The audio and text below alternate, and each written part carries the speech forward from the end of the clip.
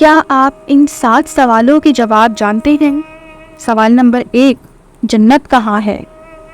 جواب، جنت 7 آسمانوں کے اوپر 7 آسمانوں سے جدا ہے، کیونکہ 7 آسمان قیامت کے وقت فنا اور ختم ہونے والے ہیں، جبکہ جنت کو فنا نہیں ہے، وہ ہمیشہ رہے گی۔ جنت کی چھت عرش رحمان ہے۔ سوال نمبر 2، جہنم کہاں پر ہے؟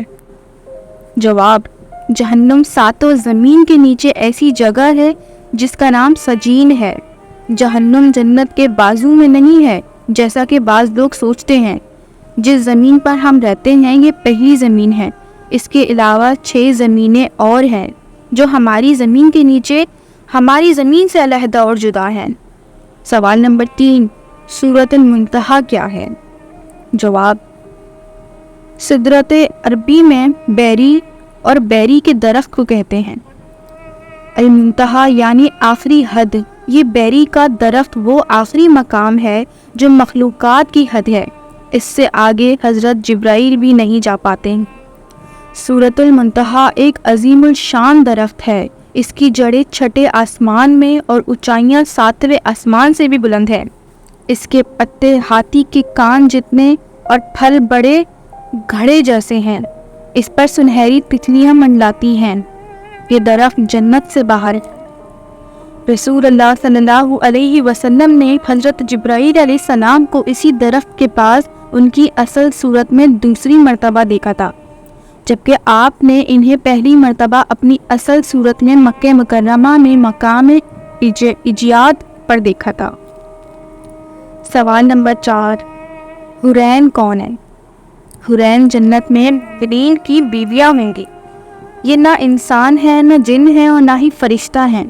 اللہ تعالیٰ نے انہیں مستقل پیدا کیا ہے۔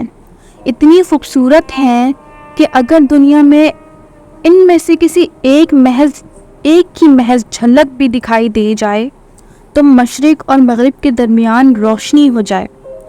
حور عربی زبان کا لفظ ہے اور حورا کی جمع ہے۔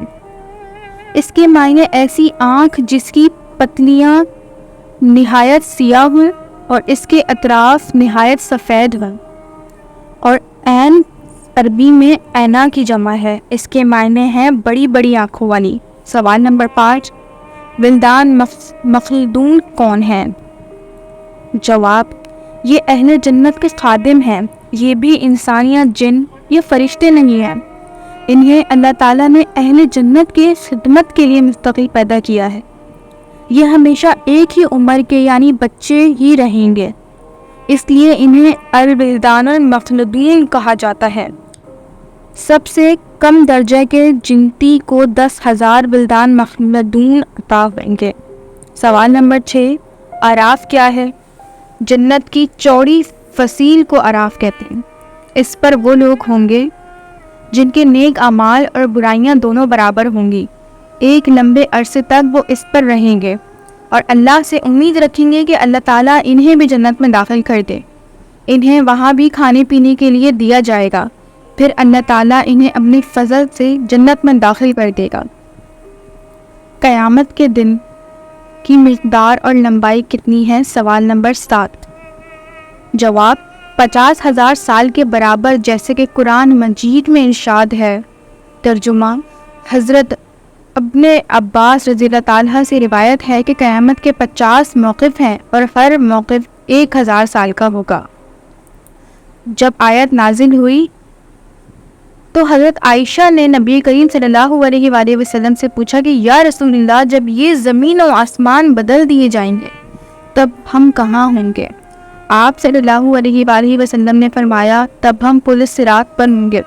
پل صراط پر سے جب گزر ہوگا اس وقت صرف 3 جگہ ہوں گی، ایک جگہ جہنم، دوسری جنت، تیسری پل صراط۔ رسول اللہ صلی اللہ علیہ وآلہ وسلم نے فرمایا، سب سے پہلے میں اور میری امتی پل صراط کو طے کریں گے۔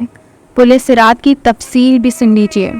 قیامت میں جب موجودہ آسمان اور زمین بدل دیے جائیں گے اور پل صراط پر سے گزرنا ہوگا، وہاں صرف 2 مقامات ہوں گے، جنت اور جہنم۔ جنت تک پہنچنے کے لیے لازماً جہنم کے اوپر سے گزرنا ہوگا۔ جہنم کے اوپر ایک پل نصب کیا جائے گا، اسی کا نام الصراط ہے۔ اس سے گزر کر جب اس کے پار پہنچیں گے وہاں جنت کا دروازہ ہوگا، وہاں نبی کریم صلی اللہ علیہ وآلہ وسلم موجود ہوں گے اور اہل جنت کا استقبال کریں گے۔ یہ پل صراط درجہ ذیل صفات کا حامل ہوگا، بال سے زیادہ باریک ہوگا، تلوار سے زیادہ تیز ہوگا، سخت اندھیرے میں ہوگا، اس کے نیچے گہرائیوں میں جہنم وہی نہایت تاریکی ہوگی، سخت پھری ہوئی اور غضبناک ہوگی۔ گناہ گار کے گناہ اس پر سے گزرتے وقت مجسم اس کی پیٹھ پر ہوں گے۔ اگر اس کے گناہ زیادہ ہوں گے تو اس کے بوجھ اس کی رفتار ہلکی ہوگی۔ اللہ تعالیٰ ہمیں اس صورت سے اپنی پناہ میں رکھے، آمین۔ اور جو شخص گناہوں سے ہلکا ہوگا تو اس کی رفتار پل صراط پر تیز ہوگی۔ اس پل کے اوپر آنکڑے لگے ہوئے ہوں گے اور نیچے کانٹے لگے ہوئے جو قدموں کو زخمی کر کے اسے متاثر کریں گے۔ لوگ اپنی بدعمالیوں کے لحاظ سے اس سے متاثر ہوں گے۔ جن لوگوں کی بے ایمانی اور بدعمالیوں کی وجہ سے ان کے پیر پھسل کر وہ جہنم کی گڑھے میں گر رہے ہوں گے، ان کی بلند چیخ پکار سے پل صراط پر دہشت طاری ہوگی۔ رسول اللہ صلی اللہ علیہ وآلہ وسلم پل صراط کی دوسری جانب جنت کے دروازے پر کھڑے ہوں گے۔ جب تم پل صراط کا پہلا قدم رکھ رہے ہوگے، آپ صلی اللہ علیہ وآلہ وسلم تمہارے لیے اللہ تعالیٰ سے دعا کرتے ہوئے کہیں گے، یا رب سلیم، یا رب سلیم۔ آپ بھی نبی صلی اللہ علیہ وآلہ وسلم کے لیے درود پڑھیے۔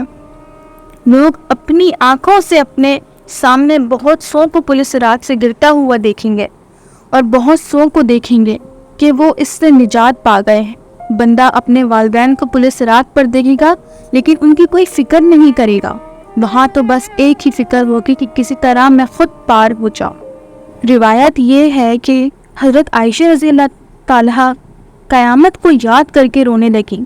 رسول اللہ صلی اللہ علیہ وآلہ وسلم نے پوچھا، عائشہ کیا بات ہے؟ حضرت عائشہ رضی اللہ تعالیٰ عنہا نے فرمایا، مجھے قیامت یاد آ گئی۔ یا رسول اللہ، کیا ہم وہاں اپنے والدین کو یاد رکھیں گے؟ کیا وہاں ہم اپنے محبوب کو یاد رکھیں گے، یعنی اپنے محبوب لوگوں کو یاد رکھیں گے؟ آپ نے فرمایا، ہاں یاد رکھیں گے، لیکن وہاں 3 مقامات ایسے ہوں گے جہاں کوئی یاد نہیں رہے گا۔ جب کسی کے اعمال تولے جائیں گے، جب نامہ اعمال دیے جائیں گے، جب پل صراط پر ہوں گے۔ دنیاوی فتنوں کے مقابلے میں حق پر جمے رہو۔ دنیاوی فتنے تو سراب ہیں، ان کے مقابلے میں ہمیں مجاہدہ کرنا چاہیے اور ہر ایک کو دوسرے کی جنت حاصل کرنے پر مدد کرنی چاہیے، جس کی وسعت آسمانوں اور زمین سے بھی بڑی ہوئی ہے۔